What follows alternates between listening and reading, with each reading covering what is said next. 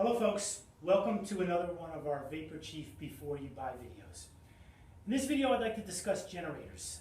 We realize that there are people that are using our steam cleaners, especially our 125 machine, which is under the most pressure and the most heat. They're using that on a mobile basis on location, and you need a generator to run the machine. Now, people do ask us about what size generator to buy, and we always recommend wattage or the most expensive you can possibly afford. The better generator is going to run the machine more efficiently, not create heat, not cause any problems with the machine or shut the machine down.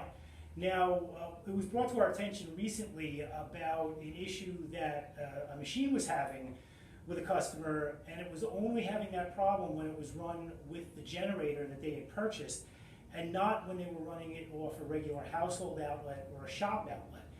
Now, that got us to thinking that it's most likely not a problem with the machine, but the machine not getting enough electricity.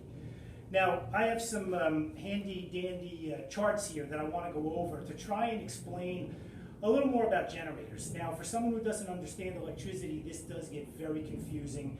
And buying the wrong generator can be a costly mistake. If you can't return it, or you buy an underpowered generator to run one of our machines, that's going to cause problems with the machine. The machine's not going to run as efficiently, and you can burn things out.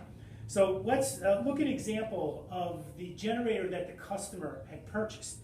It was a fairly high-powered generator, but it actually did not have enough power. Let's start by saying again that our heaters in all our machines are a true 1750 watt. We've had some dispute over that. You might have seen that already, but we're not going to go there.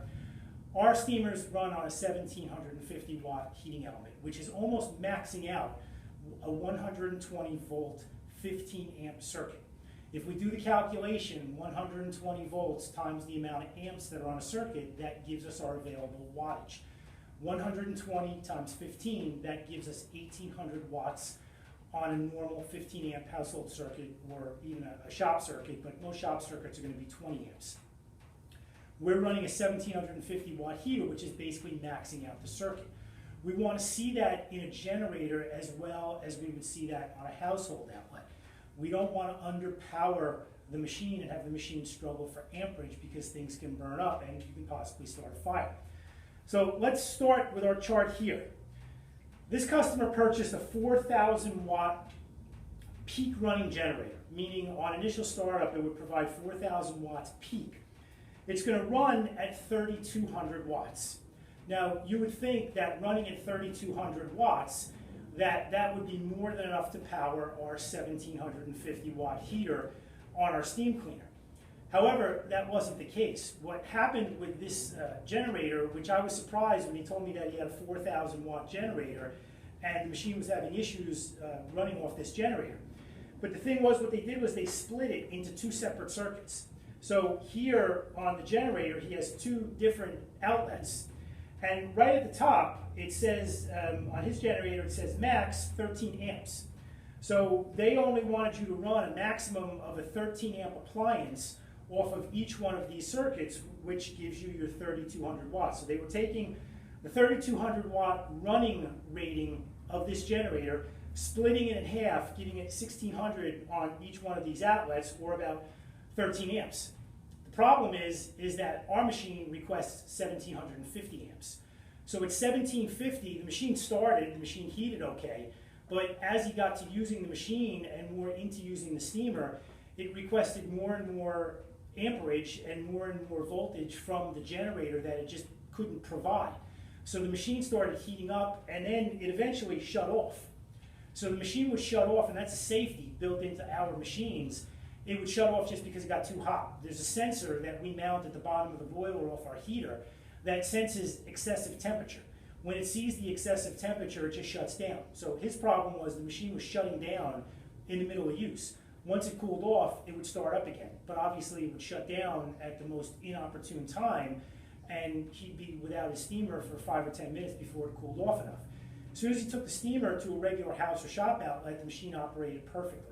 So we found that the problem wasn't in the steamer itself, it was in this particular generator. But again, this 4,000 watt peak, 3,200 watt running generator was not enough because it was split into two circuits at 1,600 watts each. let's look at a generator now that would work with our steamers. Most bigger, better generators are going to give you two separate circuits. And most people want two separate circuits because you want to be able to run a vacuum. Most people that are running a steamer, once you get to the inside, you want to be able to run a vacuum. Some people just want to be able to run something else besides the steamer at the same time if you have multiple people working on the vehicle. So having two separate outlets on your generator is a good thing. But we have to watch out for, we need the recommended amperage on each outlet to make sure that our steamer runs properly. So here, we're gonna try and purchase a peak generator that runs at a minimum of 4,500 watts or more, and a running wattage between 3,600 and 4,000 running watts. And you want to look to make sure that each of your circuits is going to give you a true 15 amps. And at 15 amps, that's going to give you 1,800 watts, which should be enough to power our steamer without a problem. So this would be the generator that you would want to buy. And again, people ask questions about, well, if the steamer is only asking for 1,750 watts, why are you telling me to buy a 4,500 or a 5,000 watt generator? Because this is the way they're made. They're splitting the circuits in two. They're giving you two separate circuits, which is automatically cutting your running wattage in half. And we want to make sure that we have at least 15 amps on each circuit, which is going to be 1,800 watts, or your 3,600 minimum. And anything above 3,600 means that you'll probably have 15 amps on each circuit. Now, we also have customers that want to buy one of the smaller generators. They call them inverters. They're small, they can be carried around, they're not as big as the conventional generator, and their wattage is much less. So this also gets into a gray area of, well, they don't even make these inverters in a 4,000 or 5,000 wattage, but they're only going to have one circuit. They're going to have one circuit on the generator, so you're only going to see one outlet on your generator. Now, we would ask you to buy something with at least 2,200 running watts or more, or at least 15 amps on the circuit. Now, we would always love a cushion at 1,750 watts. If you give a 20% cushion for startup to make sure that you're not going to blow the circuit on your generator or even on your household current, we'd always love to see you working on a 20 amp circuit. We know that's not always going to be the case, but on these inverter generators, we'd like to see at least 2,200 running watts.